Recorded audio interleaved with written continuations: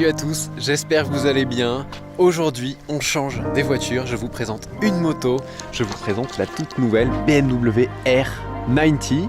Les amis, avant toute chose, si vous n'êtes pas encore abonné à la chaîne YouTube, je vous invite à le faire tout de suite et activer la petite cloche des notifications, comme ça vous ne louperez aucune vidéo, YouTube vous enverra toutes les notifs.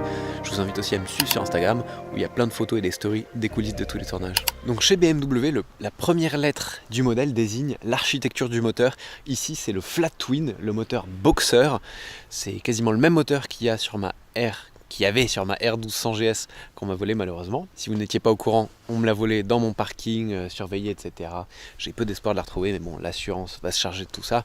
Passons, ces choses fâcheuses. Donc R pour l'architecture du moteur, le fameux Flat Twin BMW. Donc en fait, c'est quoi ? Tu vois, tu as les deux cylindres qui sont horizontaux, qui dépassent énormément sur les côtés de la moto. C'est un bicylindre à plat de 1200 cm3. C'est assez gros comme cylindrée, mais ça permet d'avoir beaucoup de couple à bas régime. C'est pas un moteur qui va prendre énormément de tours. On a une zone rouge qui doit être à 8500 par exemple, ce qui est assez bas pour une moto, mais ça permet d'avoir beaucoup de couple à bas régime. Ici sur cette moto, on a désormais 109 chevaux, 116 Nm de couple. On a une moto qui pèse ici 231 kg, tout plein fait. On a un réservoir qui fait 18 litres. Donc la R90, c'est un café racer. C'est une moto au look néo-rétro. 90, c'est pour les 90s, les années 90. Celle-ci a un look particulier. Elle a une livrée 719. Donc prix de base de la moto 16 600 €. Et celle-ci, avec toutes les options, elle est à environ 20 500 €.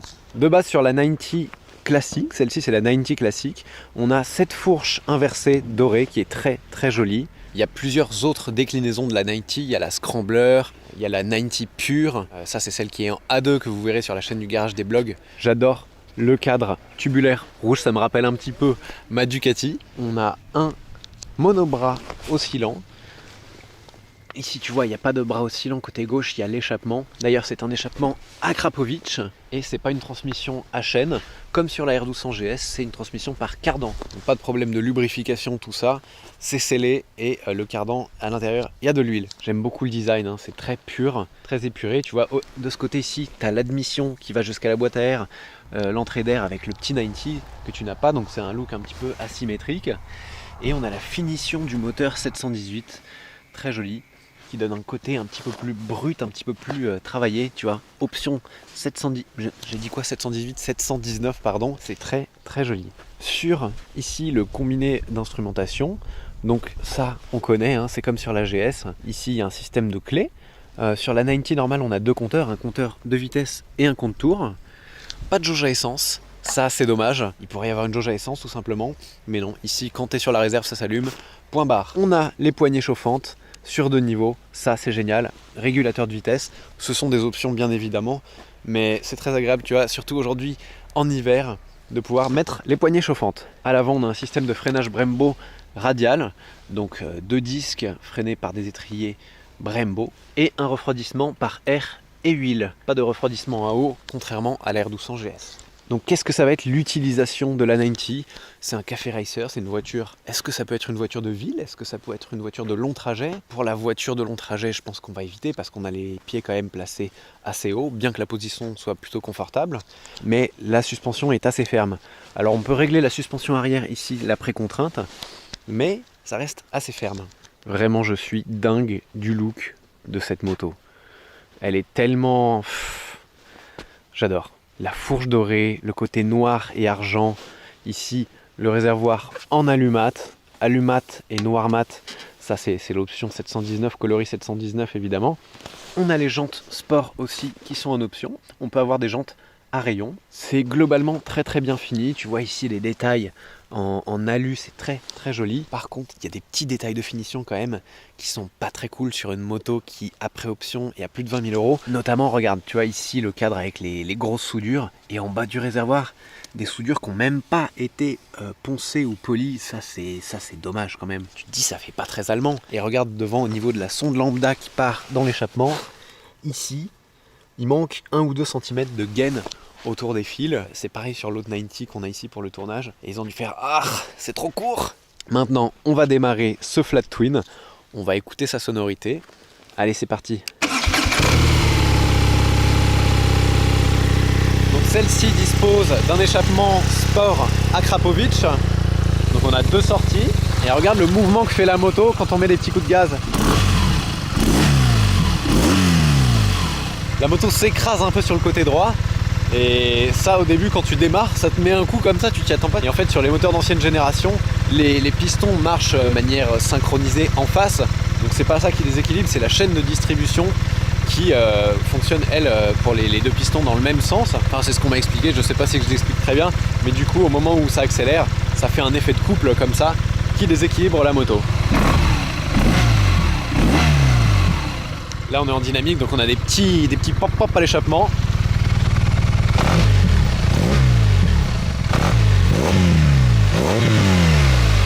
Aujourd'hui on est ici au circuit de Folembray qui nous accueille pour le tournage du garage des blogs. Et je vais monter sur cette 90, faire quelques tours de découverte du circuit, de découverte de comment la moto se comporte. Et ensuite quelques tours un petit peu plus énervés on va dire, parce qu'il y a quand même 109 chevaux, 116 Nm de couple. Et c'est un petit roadster. Donc ça devrait envoyer, ça devrait décoiffer. Allez, on y va. Donc, regarde, ce qui est marrant, c'est que quand tu démarres la moto, regarde le mouvement qu'elle fait. Il y a un petit coup sur le côté, et à chaque fois que tu donnes un coup de gaz,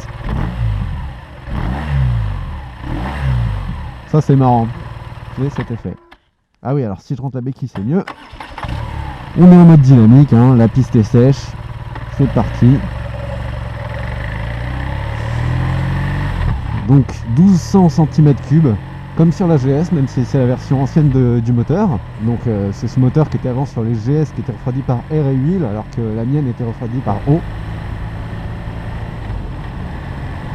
Là tu peux mettre la 5e voire la 6e à 60 km/h.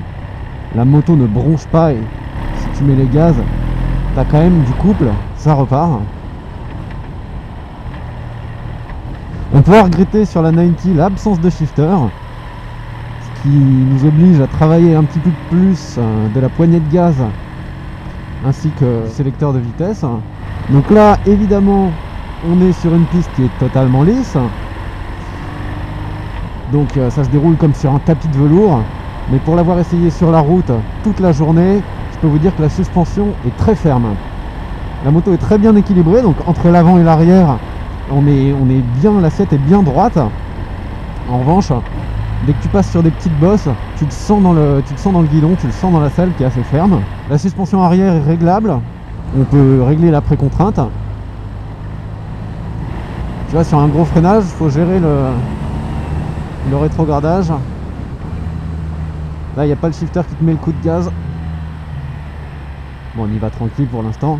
On a sur cette nouvelle 90 une poignée de gaz électronique. Ride by wire ça s'appelle, et c'est très très contrôlable, et ce qui nous permet d'avoir des modes de conduite aussi. Donc là on est en mode dynamique, mais il y a aussi le mode rain et le mode road. C'est une voiture qui est quand même à la base faite pour les balades, c'est un café racer pour sortir le dimanche, mais ça pourrait être utilisé au quotidien comme voiture de petit trajet, voiture de ville sans problème. Pas voiture de long trajet parce qu'on est très mal isolé du vent. Ici il n'y a pas de bulle, donc à partir de 70-80 km/h on se prend tout dans la tronche. Et donc l'hiver comme ça il fait frais, on n'est pas très protégé du vent.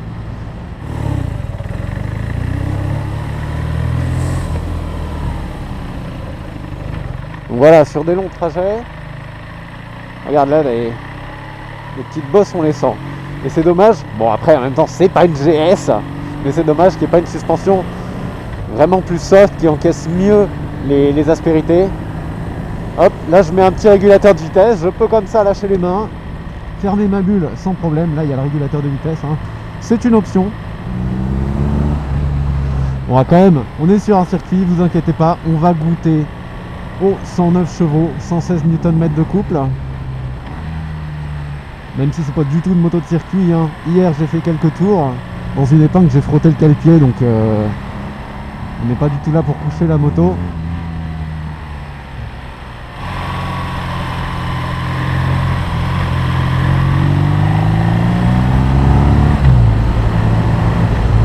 Mais voilà, on va augmenter le rythme et on va voir si ça tire un petit peu sur les bras. Parce que le même moteur qu'il y avait en plus récent sur ma GS, c'était 125 chevaux, 125 Nm de couple, donc plus puissant, plus coupleux. Mais la moto était plus lourde aussi.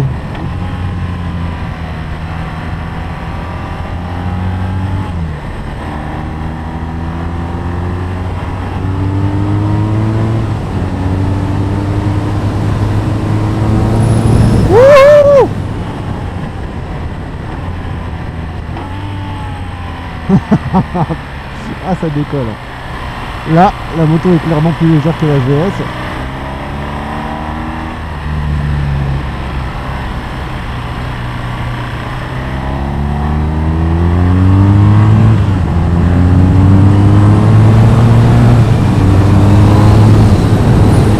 Oh là là.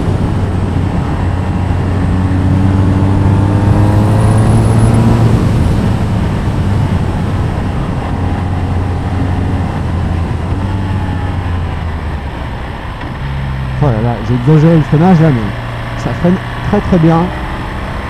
Je crois que c'est du Brembo.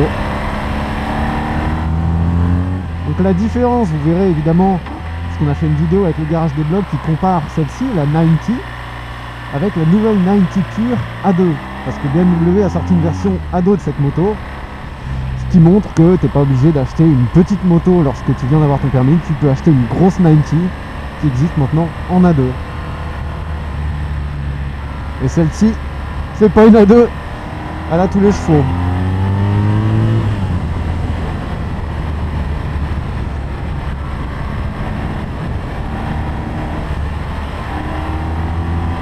Allez.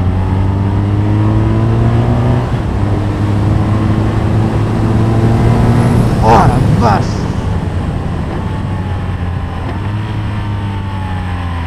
La mise en vitesse est impressionnante.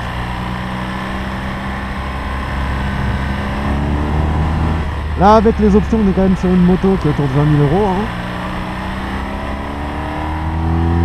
Oh là là là là.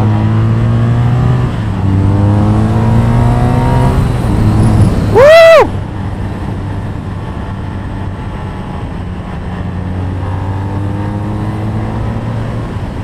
Oh là là là là là.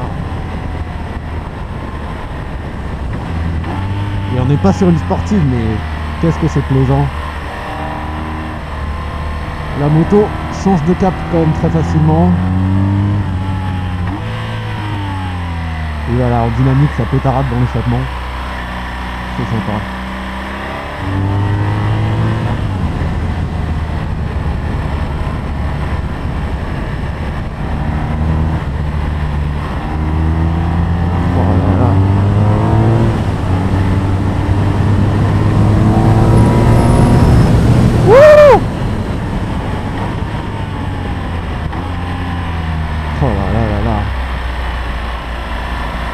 Bon, je vais arrêter parce que je suis en train de prendre trop la confiance. Quel kiff cette moto. Quel kiff.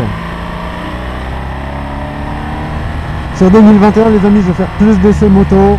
Je sais qu'il y a une belle communauté de motards qui suit aussi mes vidéos de voiture. On va l'arrêter sur le damier et se dire au revoir en la regardant. Ah. Voilà, on va se quitter, et quitter d'ailleurs, cette 90. BMW 90, j'adore, je vous l'ai déjà dit, mais j'adore cette fourche dorée. Est-ce que ça sera ma prochaine moto? Je pense pas, parce que avec la GS que j'ai pas pu malheureusement utiliser assez et faire autant d'aventures que je le souhaitais, le but c'était de faire des longs trajets, peut-être des road trips, etc. Ça c'est pas une moto qui est vouée au road trip, hein. Ou alors faut vraiment être courageux parce que on est exposé au vent et puis au froid aussi, hein. Il n'y a pas de pare-main, les genoux, les jambes sont très exposés. C'est une moto qui est faite pour le week-end, pour la balade, c'est un café racer, c'est pas du tout un trail routier. Après, on a le moteur du trail routier quand même, et l'agrément que ça donne à ce café racer est incroyable, hein. Ça tire sur les bras, ça fait faire un petit peu d'exercice, et franchement... Quelle moto, quelle livrée, cette livrée 719, j'adore. J'espère que vous avez aimé cette vidéo avec la BMW 90. Dites-moi dans les commentaires ce que vous en avez pensé, comment je pourrais améliorer mes essais moto. Et si vous avez des critiques constructives à me faire, je suis tout à fait preneur. N'hésitez pas à mettre un pouce bleu si la vidéo vous a plu. Et je vous dis à très bientôt pour la prochaine vidéo. Allez, ciao!